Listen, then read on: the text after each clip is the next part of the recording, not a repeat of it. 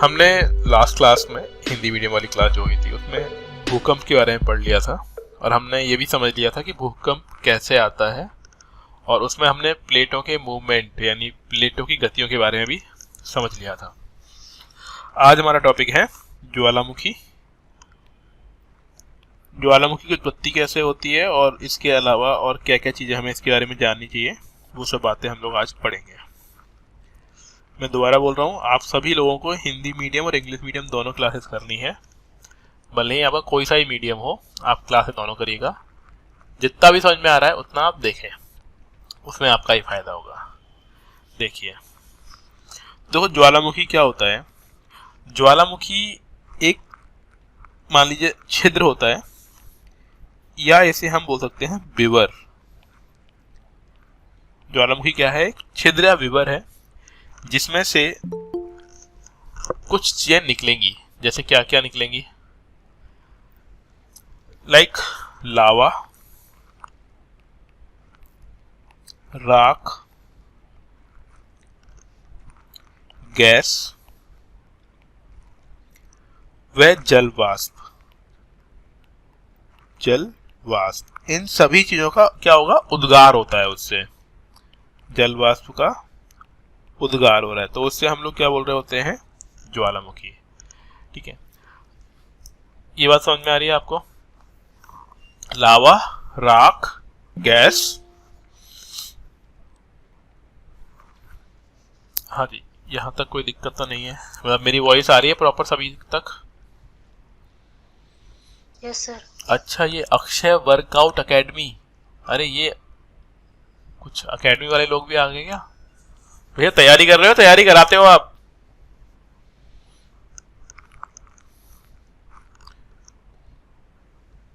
चलो कोई नहीं, देखते हैं। देखिए आगे अब होगा क्या। ज्वालामुखी क्रिया में क्या होगा, हम लोग ये जान ही रहे हैं कि ये सब चीजें बाहर निकलती होंगी। अब ज्वालामुखी क्रिया में क्या होगा, तो देखिए, इस क्रिया में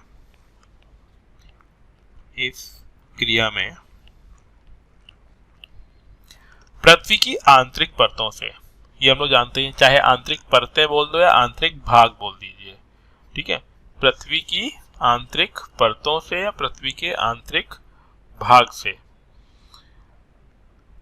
क्या होगा? विभिन्न प्रकार की गैसें और जो जिसे हम लावा और मैग्मा बोलते हैं वो बाहर निकलेगा। ठीक है, तो यहाँ पे लिखिए आगे। इस क्रिया में पृथ्वी के आंतरिक भाग से। Hello sir. हाँ जी, बोलिए। सर ये तो आप पढ़ा चुके थे ना, आप दोबारा क्यों पढ़ा रहे हो? आप पढ़ा दिया सर। ज्वालामुखी हाँ करा दोबारा दिया? लिखिए सर। जी सर, पढ़ा चुके थे आप। पक्का ना? जी सर, भूखों में जो भी सर, भूखों में जो भी तो आए हैं सर, उसके बाद ही सर, उसके दौरान ही तो आए वोल्केनो के दौरान। और आपने पढ़ाया है, रिंग ऑफ फायर सब चीज पढ़ाया आपने। अरे यार, तो बताइए आप। बाकी लोग बोल ही नहीं रहे हैं भैया, क्या चल रहा है? मैं तो मान लो बहुत सारी क्लासेस लेता हूँ, मेरे को आइडिया नहीं रहता कि क्या चल रहा है कहाँ पे। आप लोग तो बताओ। मैं तो सोच रहा हूँ सर, क्या हो रहा है मगर समझ नहीं पा रहे हम। अच्छा अच्छा जी, अच्छा। जी जी। तो क्या कराया था लास्ट टॉपिक, बताओ एक बार जरा। सर लास्ट क्लास में सर की लास्ट क्लास सर नहीं भूकंप की करवाया था। भूकंप करवाया था ना? ज्वालामुखी कराया है कि नहीं कराया, ये बताओ। कराया सर आपने। हाँ, करवाया। देख रहे हैं सर। एक मिनट रुक जाओ, मैं भी देख ही लेता हूँ। देखो, भूकंप करवाया हुआ है, ठीक है। देन हिंदी मीडियम में ये ज्वालामुखी तो अभी लिखा ही रहे हैं, तो ज्वालामुखी नहीं करवाया है ना? नहीं, हिंदी मीडियम में नहीं कराया है ना सर? वो इंग्लिश में करवाया होगा सर। हाँ, वॉल्केनो कराया होगा इंग्लिश मीडियम के अंदर, ये बात बिल्कुल सही है। इंग्लिश मीडियम में तो करा दिया है, ठीक है, हिंदी मीडियम में नहीं कराया है। जी जी। बाकी है ना, थोड़ा आप लोग ही ध्यान रखना, क्योंकि हम लोग तो, मतलब मैं तो क्लासेस लेता रहता हूँ, तो आइडिया नहीं रहता कि कहाँ पे कौन सा चीज चल रहा है। ठीक है, ठीक है, तो देखो यहाँ पे, देखो क्या होगा आगे। पृथ्वी के आंतरिक भाग से, हाँ ठीक, कोई दिक्कत नहीं, आगे देखिए आप लोग। एक सेकेंड हो गया। हाँ, पृथ्वी के आंतरिक भाग से होगा क्या, आंतरिक भाग में क्या होता है, मैग्मा, तो आंतरिक भाग से मैग्मा व गैस ये उत्पन्न होंगे, और उत्पन्न होने के बाद पृथ्वी की बाहरी सतह पर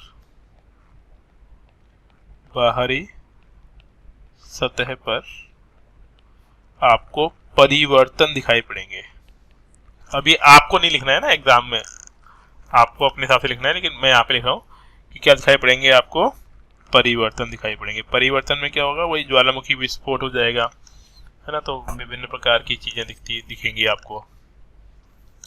अब जो ज्वालामुखी का विस्फोट होता है, ज्वालामुखी का विस्फोट वो दो प्रकार का हो सकता है, यानी तो बहुत धुआंधार धमाकेदार, ठीक है, विस्फोट जो होगा वो दो तरह का हो सकता है, ठीक है, जिसमें हम ऐसे सोच सकते हैं कि एक हो सकता है शांत प्रकार का, जिसमें आवाज ज्यादा नहीं होगी, ठीक है, या फिर दूसरा हम बोल सकते हैं विस्फोटक या फिर तीव्र। दो प्रकार के उद्गार हो सकते हैं, ठीक है। अब शांत कब होगा और विस्फोटक कब होगा, अगर सिलिका की मात्रा कम है, किस चीज की मात्रा, सिलिका, ठीक है, तो वो शांत प्रकार का होगा। तो लिखिए इसमें, सिलिका की मात्रा कम होने पर, सिलिका की मात्रा कम होने पर किस प्रकार का होगा, शांत प्रकार का। तो उसमें क्या हो जाएगा, सिलिका की मात्रा अधिक होने पर, सिलिका की मात्रा अधिक होने पर विस्फोटक होगा, अधिक होने पर, ठीक है। फिर इसमें विभिन्न प्रकार के खनिज पाए जाते हैं। खनिजों के आधार पर ये मतलब गहरे रंग का और हल्के रंग का हो सकता है। अगर खनिज ज्यादा होंगे तो गहरे रंग का, और अगर खनिज कम है तो हल्के रंग का। अब ऐसे समझो आप, अगर हल्के रंग का है, हल्के रंग का मैग्मा, ठीक है, या फिर लावा आप बोल सकते हो, बाहर की सतह पे आपको दिखाई पड़ेगा, हल्के रंग का लावा, ठीक है, अगर वो हल्के रंग का है तो इसमें जो खनिज मिलेंगे वो खनिज फेल्सिक होंगे। उन खनिजों को क्या बोल देंगे हम लोग, खनिज को बोलेंगे फेल्सिक, ठीक है, फेल्सपार मिलता है यानी। और अगर लावा यानी जो मैग्मा है, लावा है, गहरे रंग का है, लावा गहरे रंग का है, गहरे रंग का होगा तो उसमें क्या हो जाएगा, मैफिक, मैफिक खनिज मिलेंगे आपको, मैफिक खनिज।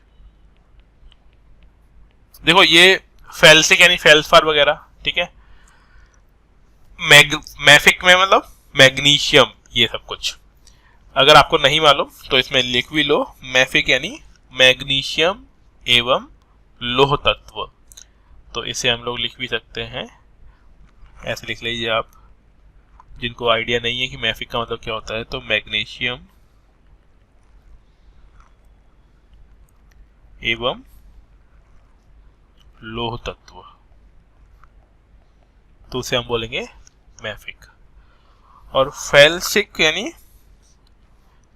सिलिका, इसमें अधिक मिलेगी, और फेल्सपार, तो फेल्सपार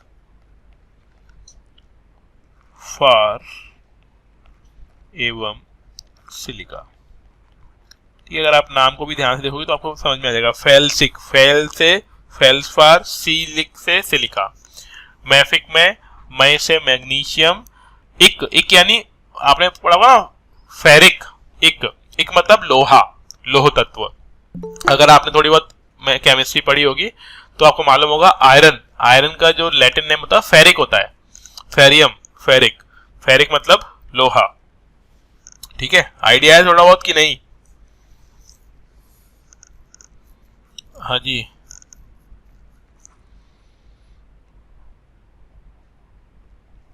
हाँ ना तो बोल दो।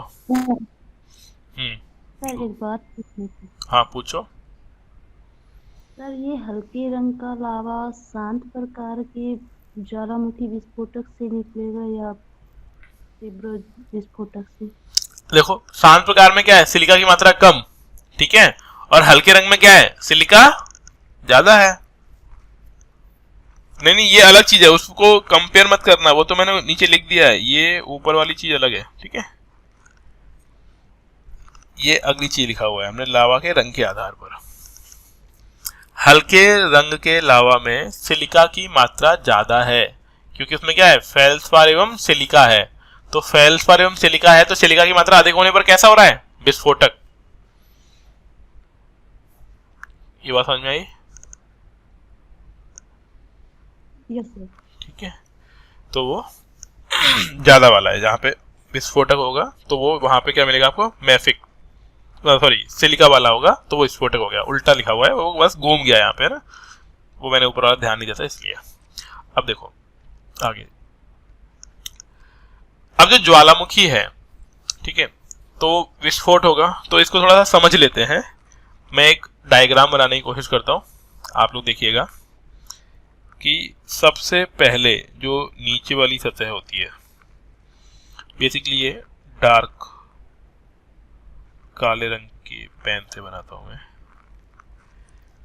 ठीक है। उसके बाद आपको मालूम ही है कि पृथ्वी की जो सतह होती है वो परतों में होती है, मतलब यूं परतें बनी हुई दिखेंगी आपको, कई सारी परतें हैं, हमें हालांकि सारी परतें नहीं बनानी है यहाँ पे, ऐसे कुछ समझ लीजिए आप, ये विभिन्न परतें हैं। सबसे नीचे देखिए, ये डायग्राम बड़ा मैं ध्यान से बना रहा हूँ ना, आप लोग भी थोड़ा सा फोकस करके बनाइएगा इसको, कि सबसे नीचे जब हम बात करते हैं तो यहाँ पर जो सबसे नीचे वाली परत होगी, वहां पे जो आपको जिस तरह का मिलेगा मटेरियल वो सबसे पुराना होगा, क्योंकि सबसे नीचे है ना गहराई में, और वो क्या होगा, डार्क रंग का होगा, काले रंग का होगा। ठीक है, तो सबसे नीचे जो मिल रहा है आपको वो एक तो डार्क रंग का है, और ये बहुत सबसे ज्यादा फैला हुआ होता है, विस्तारित होता है, तो इसे बोलते हैं बैथोलिथ। क्या बोलेंगे इसको, बैथोलिथ। ये हमने पढ़ा था, उसके अंदर भी है ना, इंग्लिश मीडियम में भी वही नेम है, बैथोलिथ। तो सबसे नीचे जो मिलेगा आपको क्या मिलेगा, बैथोलिथ मिलेगा। इतना क्लियर हुआ? फिर अब होगा क्या, इस नीचे वाली परतों से ही ऊपर की तरफ है ना मैग्मा बनेगा। जब तक वो सतह के अंदर था तो वो मैग्मा है ना। अब इन्हीं मैग्माओं को कई बार होता क्या है कि जब भी कहीं पे जगह मिलती है किसी भी कोने वोने में, तो ये वहां पे इकट्ठे हो जाते हैं। जैसे कि एक ब्रांच इसकी इधर की तरफ निकल गई, ठीक है, और ये यहाँ पे क्या बना रहे हैं, शंकु टाइप की चीज बनाने की कोशिश कर रहे हैं यहाँ पे, देखो। ठीक है, तो जब भी कभी इस तरीके का बनेगा जहां पे उभरा हुआ है बाहर की तरफ, जो बाहर की तरफ उभरा हुआ है उसे बोलते हैं फेकोलिथ। क्या बोलेंगे इसको, फेकोलिथ। ये मैग्मा अगर ऊपर की तरफ उभरे हुए फॉर्म में बन जाए तो इसे हम लोग क्या बोलेंगे, फेथोलिथ। क्या बोलेंगे इसको, फेकोलिथ। ठीक है, अब यही मैग्मा हो सकता है किसी और दरार से निकले और गहराई में जम जाए, यानी गड्ढा तस्त्रीनुमा कोई आकार ले ले, ठीक है, इधर की तरफ डाउनवर्ड, तो उसे हम बोलेंगे लोपोलिथ। क्या नाम देंगे इसको? लोपोलिथ। हाँ जी, ये चीज समझ पा रहे हैं जो मैं बनाने की कोशिश कर रहा हूं?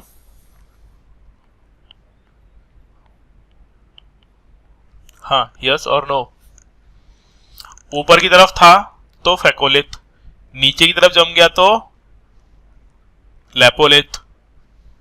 ठीक है, और यही मैग्मा अगर पतली शीट के फॉर्म में बन जाए, पतला स्ट्रेट, तो इसे हम बोलेंगे सिल। इसे हम लोग क्या बोलेंगे?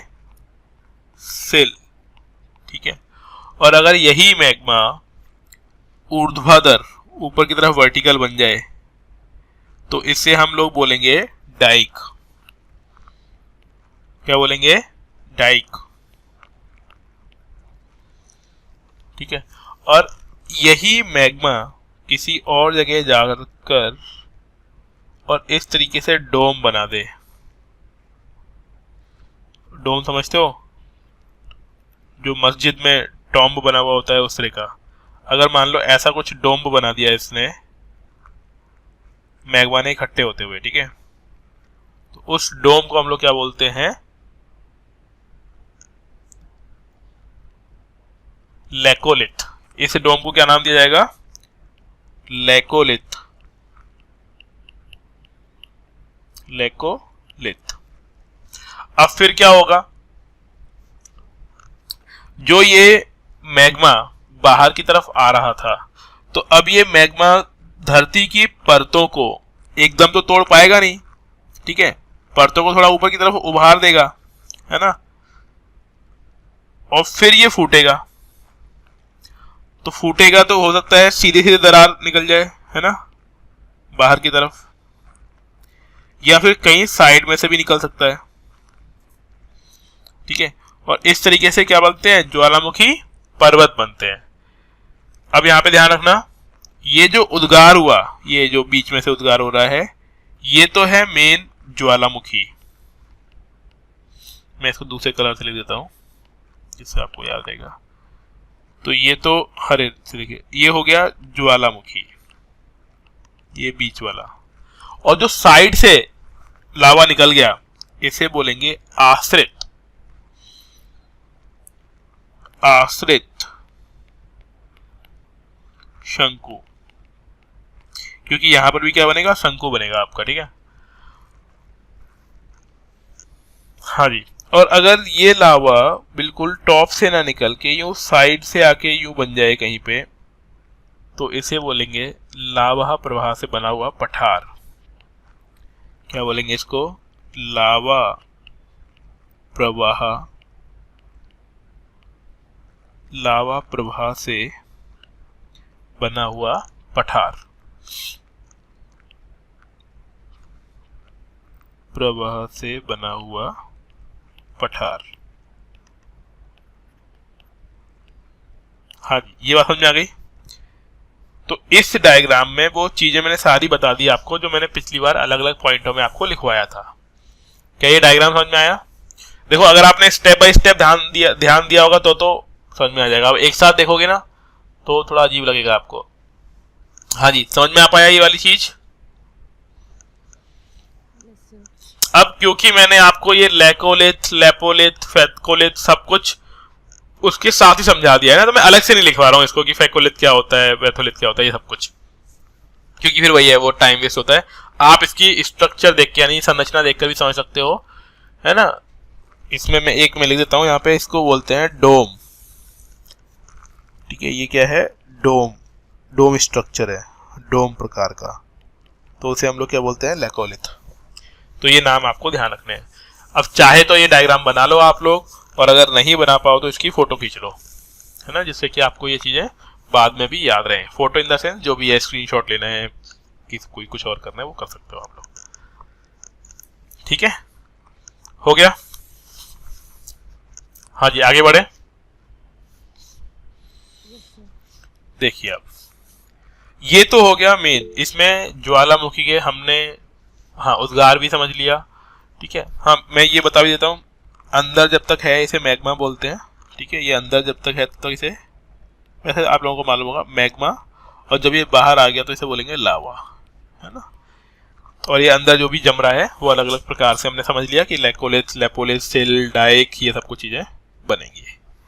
अब यहाँ पे कुछ शब्दावलियों को समझना है, कुछ विभिन्न प्रकार के नाम कि उनको क्या नाम से हम लोग जानते हैं वो देखिए। तो पहली हेडिंग डालिए ज्वालामुखी बम। ज्वालामुखी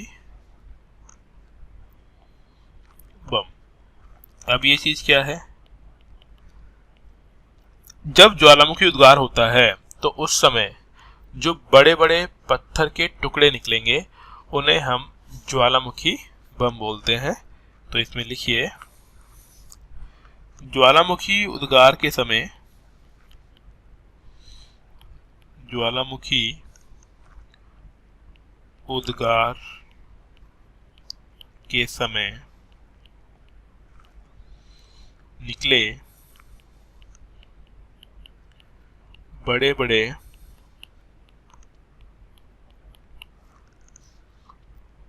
पत्थर के टुकड़ों को, है ना, पत्थर ही बोल सकते होंगे ना। अगर आप पत्थर नहीं लिखना चाहते तो लिख लो बड़े बड़े टुकड़ों को, टुकड़ों को ज्वालामुखी बम बोलते हैं। ज्वालामुखी बम कहते हैं जिनका व्यास, ध्यान दीजिएगा, इनका व्यास कुछ सेंटीमीटर से लेकर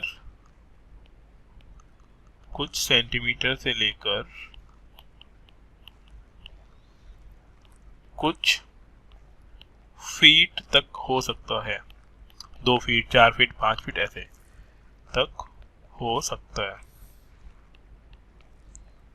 ठीक है, ये तो हो गया ज्वालामुखी बम। अगला एक टर्म है लैपिली। दूसरा लिखिए लैपिली।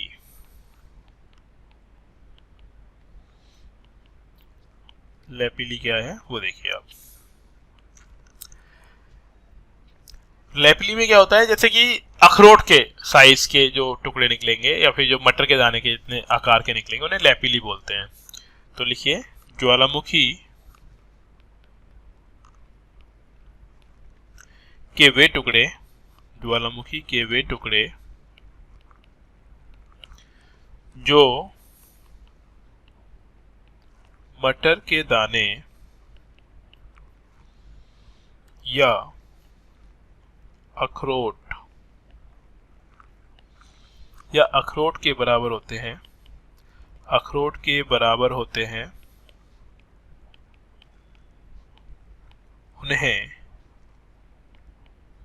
उन्हें लैपिली कहते हैं।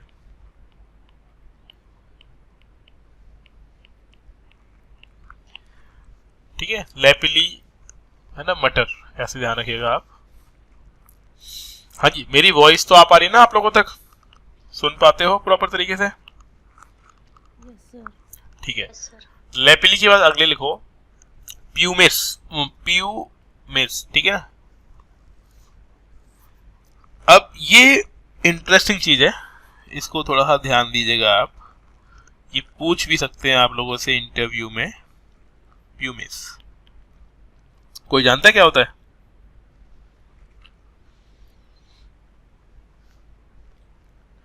इन टुकड़ों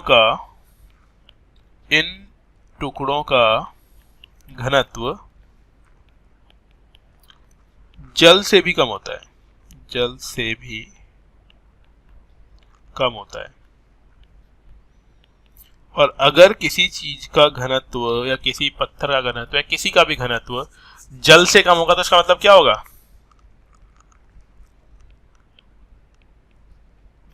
क्या होगा? जल में तैरेंगे वो। Very good. तो ये जल में तैर सकते हैं। और ये वही टुकड़े हैं जिनसे राम जी ने क्या बनाया था?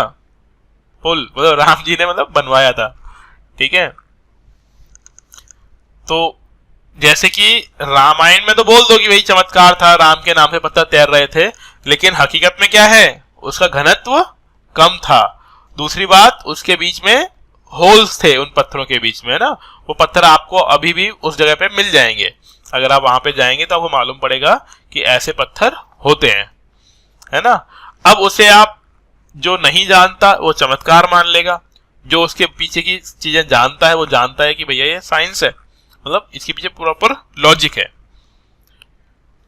बाकी किसी को इसमें समस्या तो नहीं है, ऑफेंड मत हो जाना भैया कोई, है ना, कि नहीं सर कैसी बात बोल रहे हो, चमत्कार था, है ना, हो सकता है चमत्कार हो, है ना, हमें नहीं मालूम भाई, हम तो जो मिल रहा है वो बता रहे हैं। ठीक है, अगला देखो, धूल या राख। धूल या राख, अब ये धूल या राख क्या है? महीन कण, जो काफी महीन कण होंगे तो इन्हें हम लोग बोलेंगे अति महीन, अति महीन चट्टानी कणों को, चट्टानी कणों को धूल या राख, धूल या राख कहते हैं।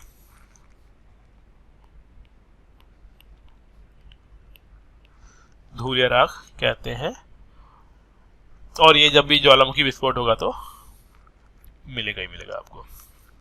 अगला लिखिए लावा। लावा क्या, अगर कोई पूछ लेता तो क्या बताओगे उसको, लावा क्या होता है? तो इसमें लिख लो चिपचिपा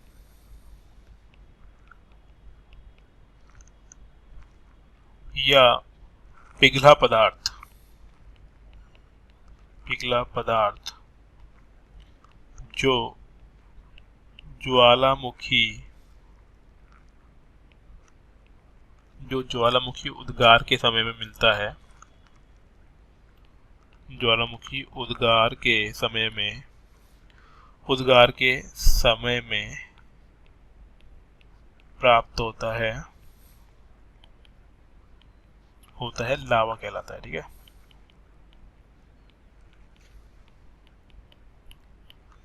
कहलाता है, ये लावा हो गया। इसके अलावा और इसके बारे में क्या है? ये लावा अम्ल प्रधान हो सकता है, तो आगे लिखिए अम्ल प्रधान लावा, अम्ल प्रधान लावा पीला, हल्का तथा गाढ़ा होता है। अब इसको समझ लो, जो भी अम्ल प्रधान है, हल्का है, लावा पीला है, ठीक है, गाढ़ा है, तो ऐसा जब लावा फूटेगा तो क्या करेगा? विस्फोट करेगा ये। तो अम्ल प्रधान लावा जो होता है विस्फोटक क्रिया करता है।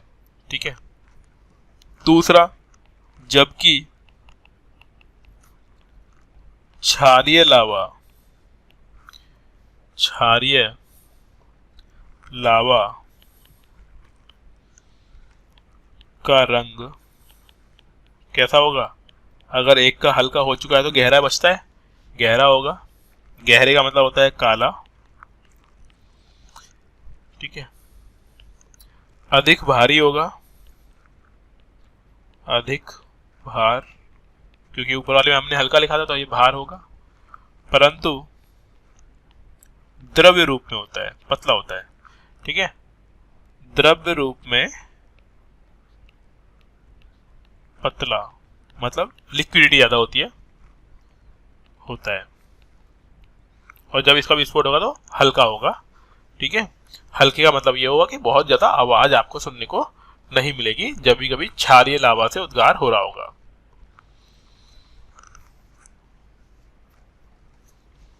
ठीक है, यहां तक समझ में आई बात। अगली चीज लिखिए पायरोक्लास्ट। ये यूपीएससी में ये वाली टर्म कई बार पूछी गई है, पायरोक्लास्ट।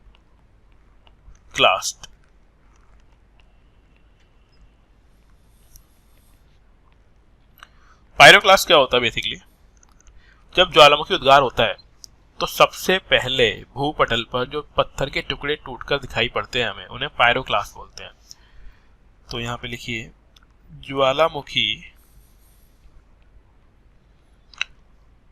क्रिया के अंतर्गत, ज्वालामुखी क्रिया के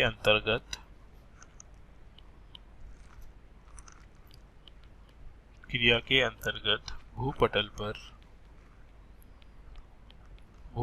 पर आए चट्टानों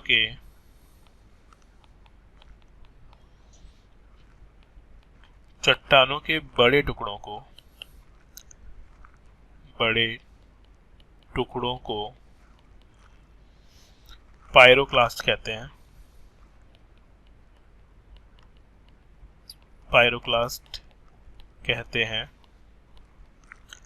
ठीक है, ये सबसे पहले निकलते हैं।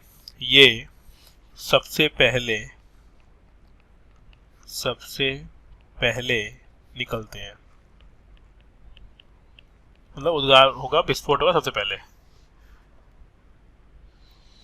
और क्योंकि सबसे पहले निकलेगा तो सतह पे सबसे पहले आ जाएगा, तो इसमें आगे लिखिए निकलते हैं, इसलिए प्राय ज्वालामुखी पर्वत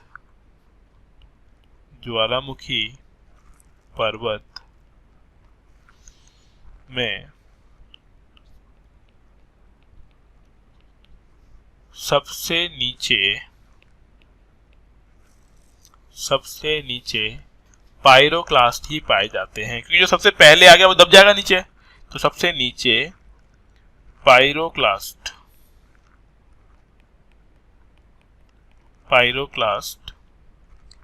ही पाए जाते हैं। ये बात समझ आ गई?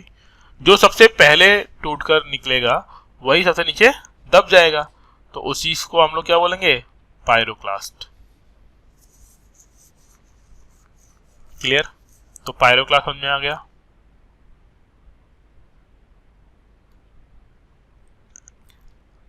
हाँ जी, जो लिखवा रहे हैं, पहली बात तो ये बताओ आप लिख पा रहे हो, और दूसरी बात ये बताओ कि समझ में आ रहा है कि नहीं आ रहा है। यस सर, लिख रहे हैं। ठीक है।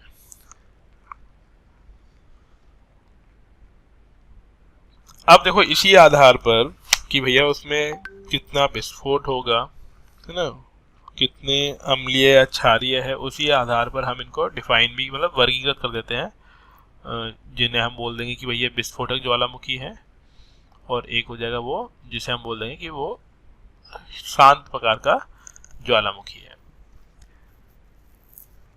अब जब ज्वालामुखी का विस्फोट होता है या उद्गार होता है, तो उसमें कुछ आकृतियां या फिर सतह पर कुछ प्रकार की भू आकृतियां बन जाती हैं। ठीक है, उन भू आकृतियों को हम एक एक करके समझेंगे कि कौन से प्रकार की भू आकृतियां बनती होंगी, किस प्रकार के शंकु बनते होंगे, है ना, उन शंकुओं के बारे में हम लोग समझेंगे। तो लिखिए ज्वालामुखी शंकु, हैंड डालेंगे हम लोग, ज्वालामुखी शंकु। शंकु मतलब जहां से वो विस्फोट होकर निकलेगा, तो उसके ही हम लोग क्या बोल रहे हैं? ज्वालामुखी शंकु। पहला है सिंडर या राख शंकु, पहला टाइप, इसका नाम है सिंडर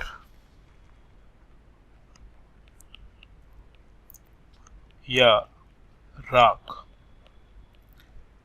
अब आप सोचो, अगर कोई चीज राख से बनेगी तो ऊंचाई ज्यादा हो पाएगी उसकी, क्योंकि राख में सॉलिड पार्ट तो इतना है नहीं, पत्थर जैसी चीजें तो है नहीं, तो इनकी ऊंचाई आपको ज्यादा मिलेगी कम मिलेगी? कम ऊंचाई, ठीक है ना, क्योंकि राख से बहुत ऊंचाई वाली चीजें नहीं बन सकती हैं। अब लिखा ही हुआ है राख, तो राख से ही बने हुए होंगे, है ना। इनको बनाने में तो कम ऊंचाई होती है। दूसरा, तरल पदार्थों का योगदान नहीं होता है। तरल पदार्थों का योगदान क्यों नहीं होता है तो वो समझ ही गए होंगे आप लोग, क्योंकि राख से बना हुआ है। राख का मतलब ये हुआ कि तरल पदार्थ तो नहीं होंगे, तो तरल पदार्थों का योगदान नहीं। तरल पदार्थों का योगदान इसमें नहीं होगा। और इनके जो ढाल होते हैं वो ढाल दो तरीके के होते हैं, एक होता है उत्तल और एक होता है अवतल। तो इसमें लिखिए अगला, ढाल अवतल होगा, अवतल होगा। दूसरी बात, जो क्रेटर बनेगा, ठीक है, जहां से विस्फोट हुआ है, क्योंकि देखो राख निकालनी है, तो राख निकलेगी तो जो क्रेटर होगा ना वो अधिक चौड़ा बनेगा। तो यहां पे लिखिए क्रेटर अधिक चौड़ा रहता है, यानी विड्थ ज्यादा होगी। ठीक है, अब ये कहां कहां पाए जाते हैं, तो एक दो नाम आपको याद रखने हैं। तो उदाहरण, मैक्सिको में, मैक्सिको में। दूसरा, एक साल्वाडोर का नाम सुना होगा आपने, नहीं सुना तो आज सुन लोगे आप, साल्वाडोर। ठीक है, यहां पे पर्वत होंगे, ठीक है ना, पर्वत, यहां पे पहाड़ मिलेंगे, मैक्सिको का पहाड़ और साल्वाडोर का पहाड़ यहां पे। इसके अलावा फिलीपींस में भी मिलेंगे आपको, ठीक है, ग्वाटेमाला में भी मिलेंगे। वो आपको एक या दो नाम याद रखने, ज्यादा याद नहीं रखने। तो एक तो ये हो गया पहला, सिंडर या राख शंकु। दूसरा होता है लावा शंकु। सेकंड क्या, सेकंड लिखिए, सेकंड नंबर पे लावा शंकु, कि जब लावा निकलेगा तो उससे भी क्या बनेगा, शंकु बनेगा। ठीक है, और ये लावा शंकु जो होते हैं ना वो दो तरह के होते हैं। लावा शंकु दो प्रकार के होते हैं, एक होगा अम्लीय और एक होगा क्षारीय। एक हो गया अम्लीय, अम्लीय लावा शंकु।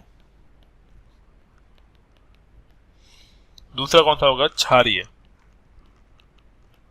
क्षारीय लावा शंकु। हमें इनके बारे में थोड़ा थोड़ा जानना है। देखो अम्लीय है तो हमने पहले भी ध्यान दिया होगा, सिलिका की मात्रा क्या होती है, वो अधिक हो जाएगी अम्लीय में। तो देखो यहां पे सिलिका अधिक, और सिलिका के अधिक होने से हम लोग क्या जानते हैं, चिपचिपा होगा।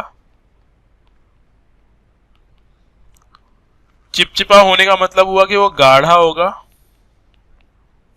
और अगर कोई चीज गाढ़ी है तो वो बहुत दूर तक फैलेगी या कम दूर तक फैलेगी,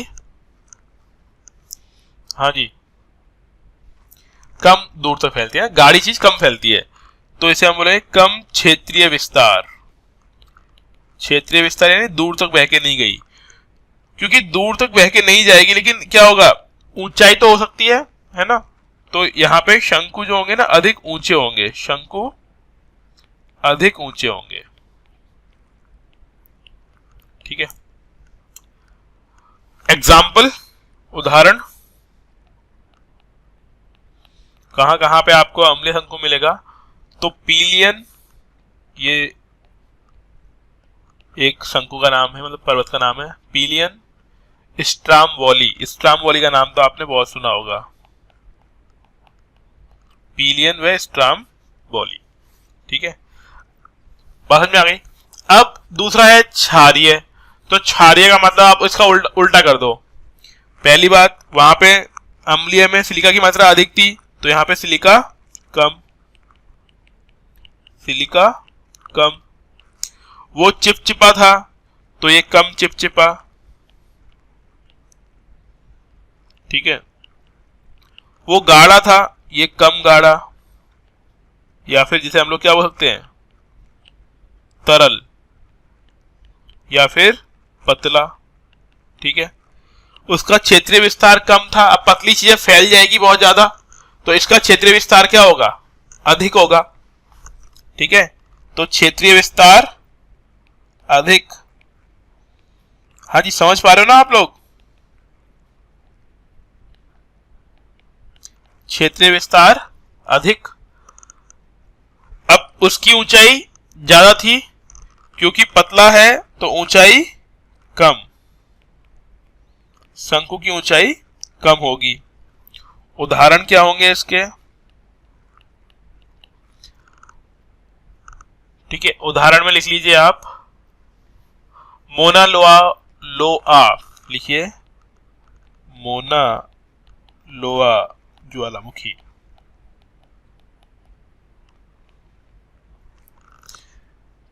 ठीक है, ये हो गया इसका उदाहरण, एक ही उदाहरण लिख लो इसमें। हाँ, या फिर और लिखना है तो हवाईयन लिख लीजिए, हवाईयन, ये आप जानते होंगे, बहुत फेमस है, जो कि कहां पर है? हवाई द्वीप पर है, हवाई द्वीप पर। अब किसी ने क्वेश्चन पूछा था, वो अभी है कि नहीं है ये तो मेरे को मालूम नहीं है, कि हम लोग यूपीएससी का सिलेबस रट लें क्या? तो मैं बता दूं आप लोगों को कि अभी तक तो कोई ऐसा महान इंसान इस धरती पे अभी तक जन्म नहीं लिया जो यूपीएससी के सिलेबस का रट्टा मार ले। असंभव चीज है, आपको समझना ही पड़ेगा। और इसीलिए मैं बोलता हूं कि नोट्स की यूटिलिटी कुछ भी नहीं है। आपको चीजें समझनी होंगी, लिखनी होंगी, उन्हें समझकर याद करना होगा, तब काम चलेगा, है ना। स्टार्टिंग में किसी ने क्वेश्चन पूछा था, मैं शुरुआत में नहीं बोलना चाह रहा था कि पहले पढ़ लेते हैं तब थोड़ी सी बात कर लेंगे।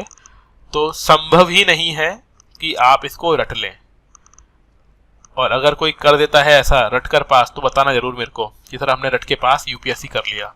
अभी तक तो किसी ने नहीं किया, है ना।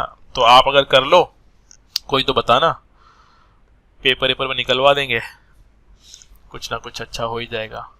ठीक है, तो ये हमारा हो गया अम्लीय लावा शंकु एवं क्षारीय लावा शंकु। अब एक होता है मिश्रित, थर्ड लिखिए, तीसरे प्रकार का मिश्रित ज्वालामुखी शंकु। मिश्रित ज्वालामुखी शंकु। अब आपको मालूम पड़ ही रहा है कि भैया मिश्रित है, मिश्रित का मीनिंग क्या हुआ? अम्लीय भी तत्व होंगे, क्षारीय तत्व भी होंगे। ठीक है, तो इसमें क्या मिलेगा आपको? अम्लीय प्लस क्षारीय, दोनों चीजें मिलेंगी, है ना। ऐसे जो शंकु जो होंगे वो ऊंचे होंगे। ठीक है, हम ये नहीं बोल रहे बहुत ज्यादा ऊंचे होंगे, ऊंचे शंकु मिलेंगे बस आपको यहाँ पे। ठीक है, ऊंचे शंकु होंगे। ऊंचे शंकु होने के साथ साथ जो लावा होगा, तरल लावा भी मिल सकता है, गाढ़ा लावा भी मिल सकता है। इसमें आपको राख भी मिलेगी, और राख को बोलते हैं सिंडर। ठीक है, वह विखंडित यानी पत्थर के टुकड़े, विखंडित पदार्थ भी मिलेंगे इसमें आपको। ठीक है, और वो आपस में जुड़े हुए भी हो सकते हैं विखंडित पदार्थ जो होंगे। उदाहरण के तौर पे कहां कहां मिलेगा आपको इस प्रकार का शंकु या फिर इस प्रकार का ज्वालामुखी? तो जापान का फ्यूजियामा, फ्यूजियामा, ठीक है, जापान का। और फिलीपींस का मेयोन, फिलीपींस का मेयोन, फिलीपींस का मेयोन। ठीक है, ये दो एग्जांपल हो गए। अब अगला होता है जो नेक्स्ट टाइप का शंकु होता है, उसे बोलते हैं परिपोषित शंकु या फिर आश्रित शंकु। क्या बोलेंगे इसको हम लोग? फोर्थ टाइप का है परिपोषित, परिपोषित शंकु या आश्रित शंकु। देखो आपको समझ में आ ही रहा होगा, आश्रित है, ऊपर मैंने डायग्राम में भी लिखा था, जो मेन तो नहीं होता लेकिन साइड में वो डिपेंडेंट होता है मेन शंकु पर, तो उसे हम क्या बोल देते हैं? परिपोषित या फिर आश्रित शंकु। ठीक है, तो होगा क्या? ज्वालामुखी विस्तार के समय, इसमें लिखिए ज्वालामुखी विस्तार जब हो रहा है तो विस्तार के समय, ठीक है, मुख्य नलिका के अलावा, मुख्य नलिका, नलिका उसके लिए बोल रहे हैं, यहां से वो लावा निकल रहा है, ठीक है, मुख्य नलिका के अलावा कुछ उप नलिकाएं बन जाती हैं, उप नलिकाएं बन जाती हैं, उप नलिकाएं बन जाती हैं, ठीक है, और इससे ज्वालामुखी शंकु का निर्माण होता है, इससे ज्वालामुखी शंकु का निर्माण होता है, ज्वालामुखी शंकु का निर्माण होता है।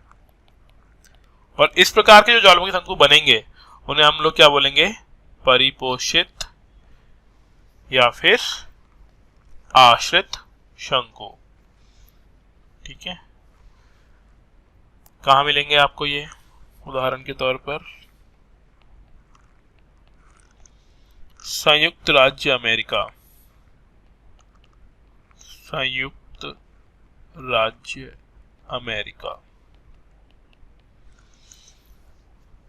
में माउंट सासिस्तना, माउंट सासिस्तना, ठीक है। इसके अलावा और भी आपको माउंट मिलेंगे वहां पे, जैसे माउंट, माउंट यानी पर्वत, ठीक है ना, परेशानी होना है माउंट देखे, माउंट सस्ता, ये उदाहरण है किसके, परिपोषित शंकु के, ठीक है। और फिर यही इनसे लगातार कई सारे भी बन सकते हैं, है ना।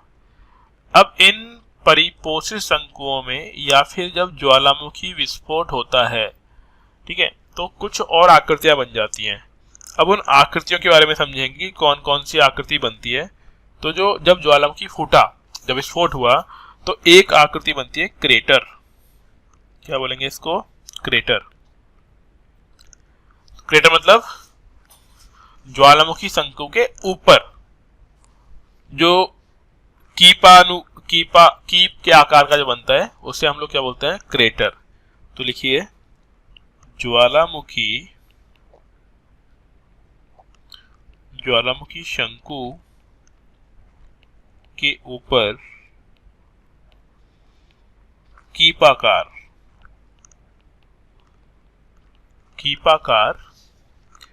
गर्तनुमा, गड्ढेनुमा आकृति, गर्तनुमा आकृति, ठीक है।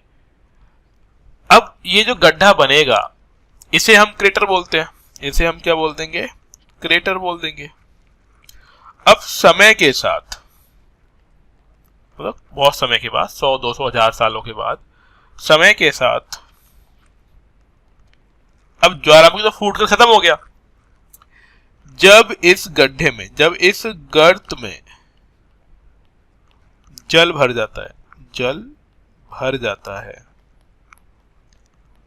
तो ये क्या बनेगी, ये झील बन जाएगी, क्या बन जाएगी, झील, ठीक है। और तब इस झील को नाम देंगे क्रेटर झील, क्रेटर झील नाम दिया जाएगा, ठीक है। और ऐसी क्रेटर झील ही ज्वालामुखी झील के नाम से भी जानी जाती है। और महाराष्ट्र में लोनार झील इसका उदाहरण है, लोनार झील कहां पर है, महाराष्ट्र में, महाराष्ट्र में, ठीक है, लोनार झील। और भी बहुत सारे उदाहरण हो सकते हैं, आपको बस एक उदाहरण ध्यान रखना है, ठीक है। अगला लिखिए कॉल्डेरा, नेक्स्ट जो टर्म है बी, वो है कॉल्डेरा। कई लोग थे कार्डेरा ही बोलते हैं, तो ठीक है भैया कार्डेरा बोल लो, वो आपकी संतुष्टि के ऊपर डिपेंड करता है कि कॉल्डेरा या कार्डेरा बोलना है आपको, ठीक है। अब होगा क्या, जब ये क्रेटर का आकार बहुत बड़ा हो जाए, ठीक है, तो कॉल्डेरा बनता है। ठीक है, तो ध्यान रखिए, क्रेटर का अधिक विस्तृत रूप, यानी बड़ा विस्तृत रूप, ठीक है, क्या कहलाता है? कॉल्डेरा कहलाता है। कॉल्डेरा कहलाता है। अगेन ये कॉल्डेरा भी कहाँ मिलेंगे आपको? संयुक्त राज्य अमेरिका में मिलेंगे। और इन कॉल्डेरा में भी जब पानी भर जाएगा तो क्या बनेगी? क्रेटर लेक बनेगी। क्रेटर लेक यानी झील, लेक यानी झील। और आप देखेंगे कि संयुक्त राज्य अमेरिका में कुछ झीलें हैं, है ना, ग्रेट लेक्स जिन्हें बोलते हैं, ठीक है, वो यही है, हरी हरी। ठीक है, अब यहाँ पे वो आप नाम लिख सकते हैं, क्राकाताओ वगैरह जितने भी हैं वो सब इसी के ही है। अब अगली टर्म है गीजर। नेक्स्ट हेड डालिए, सी पार्ट। गीजर को हिंदी में बोलते हैं उष्णोत्स, मतलब जो लोग बोल सके बोल लेना, उष्णोत्स बोलते हैं या फिर गीजर। ठीक है, ये गीजर या उष्णोत्स। अब इसको थोड़ा सा डिटेल में लिखेंगे अपन लोग, है ना, क्योंकि कई लोग इसमें कंफ्यूज होते हैं कि गीजर क्या होता है। देखें, गर्म जल के स्रोत, गर्म जल के ऐसे स्रोत, ऐसे स्रोत। अब कई लोग स्रोत बोलते हैं, वो ठीक है, ये स्रोत बोलता हूं मैं, तो स्रोत हैं जिनसे समय समय पर गर्म जल की फुहारें निकलती हैं। गर्म जल की फुहारें निकलती हैं। ठीक है, और ये गर्म जल क्यों है? गर्म जल है ज्वालामुखी क्रिया के कारण। ज्वालामुखी क्रिया के कारण, मतलब अंदर ही अंदर हो सकता है मैग्मा गर्म हो रहा हो, उसके कारण है। ये गर्म क्यों होता है? ज्वालामुखी क्रिया के कारण। और इसका सबसे अच्छा उदाहरण जो है वो है वही संयुक्त राज्य अमेरिका के येलोस्टोन नेशनल पार्क में ओल्ड फेथफुल गीजर। ये नाम आप ध्यान रखिएगा, ठीक है, तो लिखो संयुक्त राज्य America,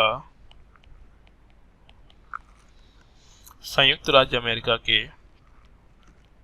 Yellowstone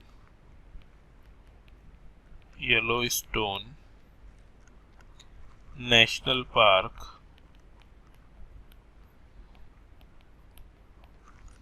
Yellowstone national park में ओल्ड फेथफुल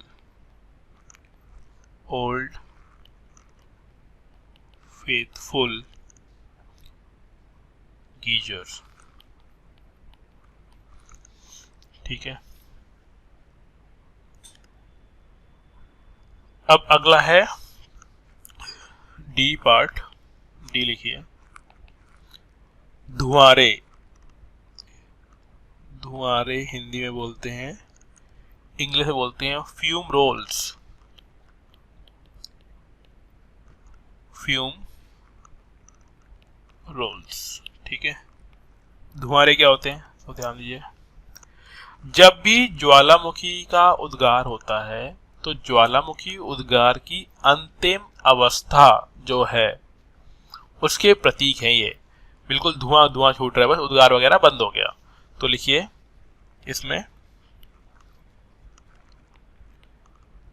ज्वालामुखी क्रिया के अंतिम अवस्था के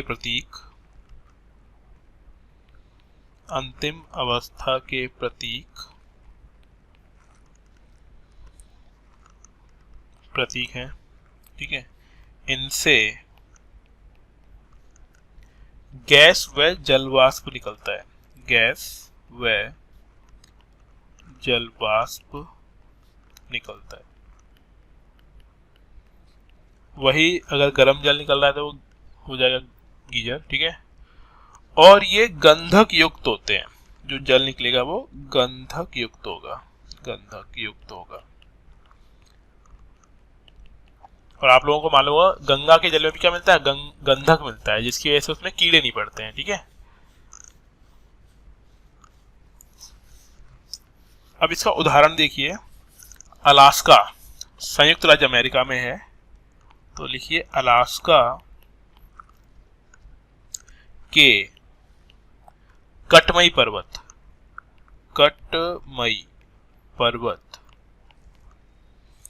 ठीक है। कटमई पर्वत को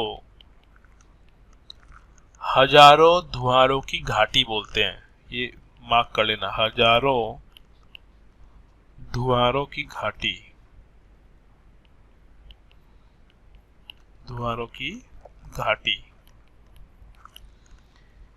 अ वैली ऑफ 1000 स्मोक्स कहा जाता है, ठीक है, कहा जाता है। इसके अलावा ईरान का को सुल्तान ये भी है, हाइड द्वीप, ठीक है। ये कुछ ऐसे हैं कि जिन्हें हम धुआरे के नाम जानते हैं, ठीक है। अगला है ज्वालामुखी का वर्गीकरण, ज्वालामुखियों का वर्गीकरण। नेक्स्ट हेडिंग डालिए, ज्वालामुखियों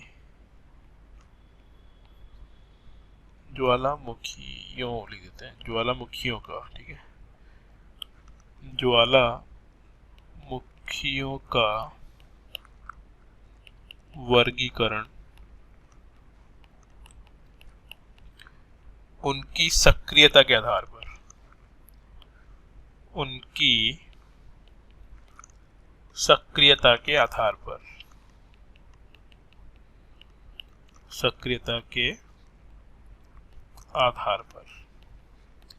अब ये सक्रियता के आधार पर 3 प्रकार के होते हैं, ठीक है।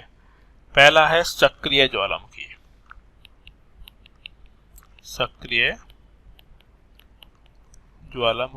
जिसे बोलते हैं एक्टिव, ठीक है। क्योंकि वो इंग्लिश में करा दिया है तो इसलिए दोबारा से इंग्लिश नहीं लिख रहा हूं। पहला हो गया सक्रिय, ठीक है। दूसरा होता है डोरमेंट, जिसे बोलते हैं सुसुप्त ज्वालामुखी, सोया हुआ, ठीक है, यानी डोरमेंट। और थर्ड होता है मृत, मर गया, ठीक है, डेड, ठीक है। मृत ज्वालामुखी, डेड या एक्सटेंट ज्वालामुखी बोलते हैं इसको, ठीक है।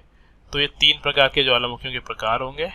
और उसके बाद अगला जो टॉपिक होगा वो होगा ज्वालामुखियों का वितरण विश्व में, बस। उसके बाद हमारा ज्वालामुखी टॉपिक कंप्लीट। लेकिन ये ज्वालामुखियों का प्रकार और वितरण हम लोग करेंगे अगली क्लास में, ठीक है। यहां तक सभी को समझ में आया? कोई दिक्कत किसी को?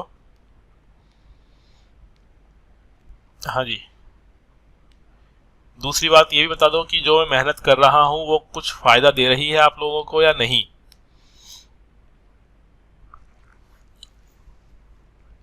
हाँ जी। अरे हाँ ही ना, जवाब नहीं आ रहा। अरे भैया समझ में आ रहा है? Yes sir. हाँ, मतलब काम की चीज तो हो रही है ना। अगर मालूम पड़े आउटपुट ही नहीं आ रहा हो, तुम्हें लग रहा हो कि यार क्या ही चल रहा है, तो फिर बताओ। अगर काम चल रहा है, सही लग रहा है तो आगे बताएं। ठीक लग रहा है ना सभी को? बाकी लोग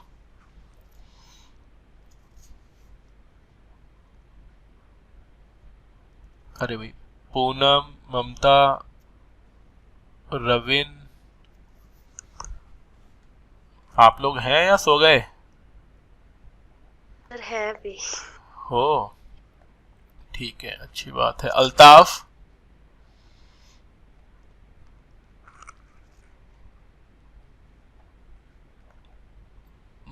कुछ लोग नहीं है, चलो ठीक है, मतलब समझ में आ रहा है ना। बाकी आप लोग पढ़ाई करें, है ना, फायदा डेफिनेटली होगा और आपको एक दिन फील होगा कि जो पढ़ाया गया था वो काफ़ी यूजफुल रहा लाइफ के अंदर।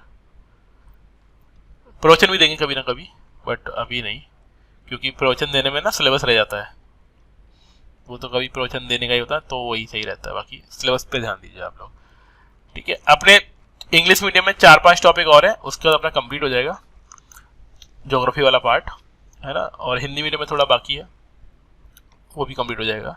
लेकिन आप क्लासेस दोनों करते रहिएगा, जितने भी लोग रेगुलर हैं और रेगुलरली वो डेडिकेशन के साथ जो पढ़ रहे हैं, वो लोग रेगुलर क्लासेस लाइएगा, हिंदी इंग्लिश दोनों मीडियम में, ठीक है। चलिए, तो आज के लिए थैंक यू, मिलते हैं नेक्स्ट क्लास में कल, okay sir, thank you sir. ठीक है, ओके।